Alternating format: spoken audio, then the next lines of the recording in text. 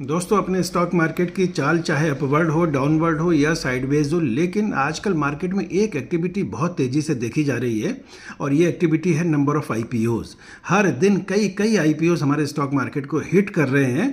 ऐसा लग रहा है जैसे कि रिटेल इन्वेस्टर्स के पास बहुत सारा पैसा है और बहुत सारी कंपनियां तैयार बैठी हैं इस पैसे को निकालने के लिए। और जब इतनी प्लेंटी ऑफ अपॉर्चुनिटीज जब अवेलेबल होती हैं मार्केट में, तो ये रिटेल इन्वेस्टर्स के दिमाग को बुरी तरह हिट करती हैं और उसमें एक फोमो क्रिएट करती हैं। फोमो का मतलब है फियर ऑफ मिसिंग आउट, यानी हर रिटेल इन्वेस्टर्स को कई बार ऐसा लगता है कि यार ये इतनी सारी अपॉर्चुनिटीज है, मैं इसमें लगा दूं पैसा, इसमें लगा दूं पैसा, इसमें लगा दूं, कहीं अपॉर्चुनिटी मेरी मिस ना हो जाए। या पिछली बार मैंने वो आईपीओ मिस कर दिया था, उसमें अगर लगा देता, अगर मुझे मिल जाता तो बहुत सारा मेरा प्रॉफिट बन जाता।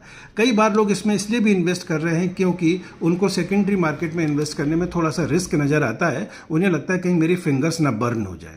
खैर, रिटेल इन्वेस्टर्स इसमें पैसा लगा रहे हैं और ये इश्यूज जो आईपीओ आ रहे हैं ये बहुत ज़्यादा ओवर हाइप्ड भी हो रहे हैं और ओवर सब्सक्राइब भी हो रहे हैं। लेकिन अगर आपने जो रिसेंटली कुछ आईपीओज आए हैं, अगर आप इनकी स्टडी करी हो, तो आप देखेंगे इसके पीछे एक बहुत ही डरावनी और डार्क रियलिटी छुपी हुई है। आज मैं कुछ ऐसे आईपीओज के बारे में आपसे बात करूंगा। 4 आईपीओज मैंने अभी स्टडी किए हैं जिनमें उनका क्या प्राइस था और उन्होंने किस तरीके से रिटेल इन्वेस्टर्स की कैपिटल को लूटा है। मैं लूटा शब्द जो जानबूझ के यूज़ कर रहा हूँ। सबसे पहली कंपनी दोस्तों VMS TMT limited. VMS TMT limited ये कंपनी टीएमटी बार्स बनाती है जो कि कंस्ट्रक्शन इंडस्ट्री में यूज़ होते हैं। इसके जो प्रमोटर है वो है मिस्टर वरुण मनोज कुमार जैन। इसका आईपीओ आया था 17 सितंबर से 19 सितंबर के बीच। प्राइस रेंज थी 94 से 99। सस्ता समझ के लोगों ने लगा दिया और ये ओवर सब्सक्राइब हुआ 90 टाइम्स से ज़्यादा। इस कदर इसकी टीवी पे भी हाइप बनी हुई थी, लोग रिकमेंड कर रहे थे, जाने क्या क्या हो रहा था। खैर, अब इसकी लिस्टिंग होती है 24 सितंबर को दोस्तों, और लिस्टिंग होती है 104.9 पे, यानी इशू प्राइस था 99 और 104 रुपये 90 पैसे, यानी 5% के गेन के साथ ये लिस्ट होता है। और लिस्ट होने के कुछ देर के बाद ही ये माइनस में ट्रेंड करना शुरू कर देता है और तब से लगातार हर दिन ये -5% का लोअर सर्किट लगा रहा है। एक पॉइंट पे तो ये अभी 72 पहुंच गया था कल 7 अक्टूबर को। आज जरूर इसका मार्केट प्राइस 76 है, यानी कि 99 से अब ये 76 पे आ गया है। इसका मतलब है कि लगभग 25% कैपिटल इरोड हो चुकी है रिटेल इन्वेस्टर की। और मजे की बात यह है कि चूंकि -5% का सर्किट लग रहा है तो रिटेल इन्वेस्टर्स को बेचने का भी कोई चांस नहीं है। दूसरा जो आईपीओ आया दोस्तों वो आया ओम फ्रेट फॉरवर्डर्स लिमिटेड, और ये कंपनी 1995 में फॉर्म हुई थी। इसके ओनर है मिस्टर राहुल जोशी। ये थर्ड पार्टी लॉजिस्टिक जो वो प्रोवाइड करती है।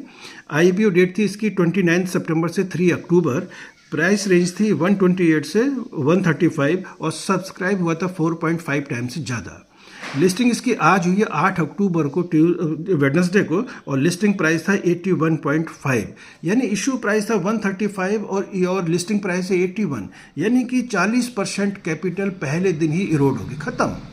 यानी कि आज रिटेल इन्वेस्टर जिसको ये अलॉटमेंट हुआ है वो अपना शेयर बेच भी नहीं सकता। अगर बेचता है तो 40% का लॉस होता है और रिटेल इन्वेस्टर इतनी हिम्मत नहीं कर पाता।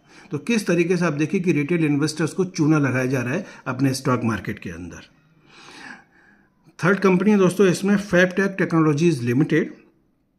इस कंपनी के मैनेजिंग डायरेक्टर हैं नौशाद अली मोहम्मद पंजवानी, और ये कंपनी इंजीनियरिंग सर्विसेज सॉल्यूशन जो वो प्रोवाइड करती है फार्मा, बायोटेक्नोलॉजी और हेल्थ केयर इंडस्ट्री को। इसका जो आईपीओ डेट थी वो 29 सितंबर से 1 अक्टूबर थी। प्राइस रेंज थी 181 से 191 और सब्सक्रिप्शन हुआ था इसका 2.5 टाइम्स से ज़्यादा। लिस्टिंग 7 अक्टूबर यानी कल हुई है 192 पे। इशू प्राइस है 191 और लिस्ट हो रहा है 192 पे, यानी कि आधे % के गेन पे। लेकिन आज ये ट्रेंड कर रहा है 180 पे। आज का जो करंट मार्केट प्राइस है वो है 180। आज इसने अपना लो भी हिट कर दिया था 173। कहीं ऐसा ना हो ये भी वीएमएस टीएमटी की तरह लोअर साइड का 5% माइनस का सर्किट लगाना शुरू कर दे और रिटेल इन्वेस्टर फिर फंस जाए। तो देखिए कि रिटेल इन्वेस्टर्स को किस तरीके से यहाँ भी लूटा जा रहा है। दोस्तों, फोर्थ कंपनी है इसी क्रम में ग्लोटिस लिमिटेड, GLOTTIS लिमिटेड। इसकी आईपीओ डेट थी 29 सितंबर से 1 अक्टूबर। प्राइस रेंज थी 120 से 129। सब्सक्राइब हुआ था 2.5 टाइम्स से ज़्यादा और लिस्टिंग हुई इसकी कल यानी 7 अक्टूबर को, और लिस्टिंग प्राइस था 84, यानी कि इशू प्राइस था 129 और लिस्टिंग प्राइस था 84। यानी 35% की कैपिटल खत्म पहले दिन ही। जहां लोग ये उम्मीद कर रहे थे कि हम 10, 15, 20, 25, 30% का लिस्टिंग पे ही प्रॉफिट अर्न कर लेंगे और बाहर निकल जाएंगे, वहाँ ये फंस गए। 35%, 40% के इनको लॉस हो गए पहले दिन ही। ये 2004 में फाउंड हुई थी। इसके मैनेजिंग डायरेक्टर हैं मिस्टर राम कुमार सेंथिवल और ये इंटीग्रेटेड लॉजिस्टिक सर्विसेज प्रोवाइड करती है। सो दोस्तों, मैंने ये 4 IPOs स्टडी किए थे और इसमें मैंने देखा कि बहुत भयंकर तरीके से रिटेल इन्वेस्टर्स को चूना लगाया जा रहा है। अब ये डिबेट का इशू हो सकता है कि इसके लिए कौन रिस्पॉन्सिबल है। क्या सेबी रिस्पॉन्सिबल है, या वो इन्वेस्टमेंट बैंकर्स रिस्पॉन्सिबल है, या वो लीड बैंक मैनेजर्स जो रिस्पॉन्सिबल हैं, या ये चोर जो प्रमोटर है वो खुद रिस्पॉन्सिबल है, या ये जो टीवी पे बैठे हुए लोग जो टाई बांध के बैठते हैं जो रिकमेंडेशन देते हैं, ये इसमें इनकी भी कुछ मिली भगत है। इसको सोचिएगा आप। लेकिन एक बात तय है कि रिटेल इन्वेस्टर्स का पैसा जो है वो बहुत अच्छे से लूटा जा रहा है। तो ऐसे में हमें लेसन क्या मिलता है? सबसे पहले लेसन ये मिलता है कि बिल्कुल किसी भी चीज़ से आप इन्फ्लुएंस ना हो, कोई फोमो अपने दिमाग में क्रिएट ना होने दें। स्टॉक मार्केट एक ऐसा मार्केट है जिसमें हमेशा सेल करने की और बाई करने की अपॉर्चुनिटी अवेलेबल रहती है। ज़रूरत है थोड़ा रिसर्च करने की, और इसके लिए अगर आपके पास समय नहीं है तो सबसे अच्छी बात है आप एक अच्छे फाइनेंशियल एडवाइज़र की गाइडेंस लें। वो डेफिनेटली आपका लॉस होने से आपको प्रोटेक्शन दे सकता है। बाकी किसी के भी इन्फ्लुएंस में ना आए, और कोई ये IPO वो IPO किसी भी दोस्त की, किसी भी अनऑथेंटिक रिसोर्स की इंफॉर्मेशन के बेसिस पर कोई भी इन्वेस्टमेंट का डिसीजन ना लें। अपना पैसा जो वो बचा के रखें, because this is hard and money. I wish you all the very best. Happy investing. जय हिंद।